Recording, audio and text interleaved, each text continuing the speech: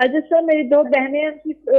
12 سال سے گھر میں شادی ہوئی ہے، ان کے جی بچے بھی نہیں ہیں اور ہم ڈیورس کی بات کرتے ہیں، جی اور جی۔ وہ باہر ہوتے ہیں، وہ پاکستان آتے نہیں ہیں، ان کو ہے ہی نہیں کہ اچھا جی اچھا۔ تو حضرت صاحب انہیں نہیں ہے کہ وہ اپنی بیویوں کو اپنے ساتھ لے جائیں۔ اچھا جی انشاءاللہ ساتھ لے جائیں اور گے۔ حضرت صاحب میری اور باتیں ہیں، حضرت صاحب میری نا 4 بھائی ہیں ہمارے، تو 2 باہر ہوتے ہیں، جی جی تو وہ نا وہ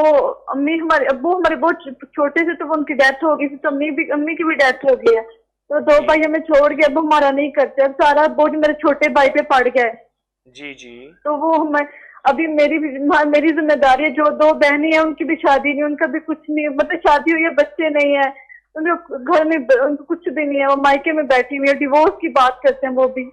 بھائی کی روزگار نہیں ہے، گھر میں اتنی پریشانی ہے، جرنیت ہے کا مسئلہ ہے۔ جی حضرت صاحب میرے لیے کہ میری منگنی ہوئی ہے بچپن سے، جی تو حضرت صاحب وہ بندہ کچھ نہیں، ادھر بھی بہت حالات خراب ہے، مجھے لگتا ہے کہ بہنوں کی طرح میرا بھی پتہ نہیں میں بسوں گی نہیں بسوں گی، ایسا وظیفہ دے کہ ہمارے پورے گھر میں رزق، سکون،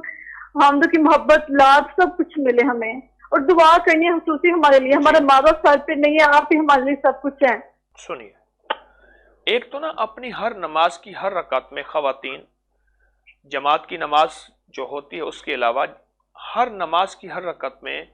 علم نشرح پہلی رکعت میں، علم تری کیف دوسری رکعت میں، پھر دیکھیں زندگی کا کمال ایک،